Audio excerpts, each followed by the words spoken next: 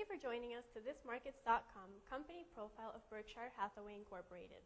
I'm your host, Luisana Swegard. Let's get started with some background information. The company's headquarters are located in Omaha, Nebraska. Founded by Oliver Chase in 1839, Berkshire has approximately 30,000 employees worldwide and a market cap of over $177 billion. CEO Warren Buffett is the man behind this holding company, which owns many subsidiaries, mostly based in the United States. Now, while it does have many different subsidiaries, they are divided into four main segments, those being insurance, regulated utility business, manufacturing service, and retail operations and finance products. The company also invests in many large-cap publicly traded companies. Let's discuss Berkshire in the market, where stocks are traded on two exchanges, mainly on the NYSE, but also on the Frankfurt Exchange. It does not trade on any major index. Taking a look at the reported financials for 2007, their reported revenues came in just over $118 billion, and net earnings just over $13 billion.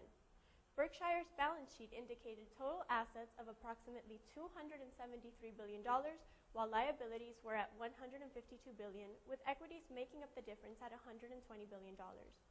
Now for some more numbers, the debt-to-equity ratio of the firm was sitting at 0.3, and the company had 1.5 million shares outstanding at the end of 2007.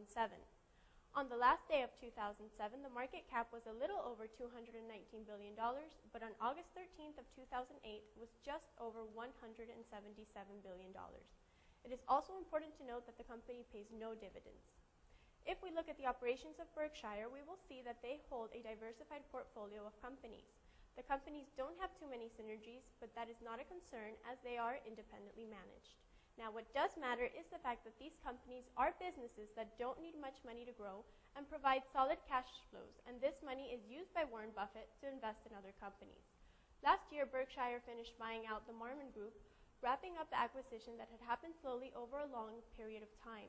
The Marmon Group is similar to Berkshire in that it already was a group of companies that provided solid cash flow to the holding group.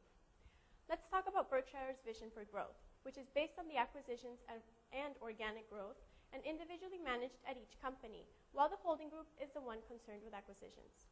Berkshire is a company that, thanks to its CEO, has kept a similar strategy for many years, although one does not expect that to change while he is at the helm or even when he leaves. It is a company that is okay with low risk and low growth investments, and in the past has made great investments in awful markets.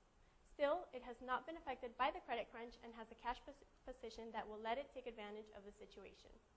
With that, we conclude our Markets.com company profile of Berkshire Hathaway Incorporated.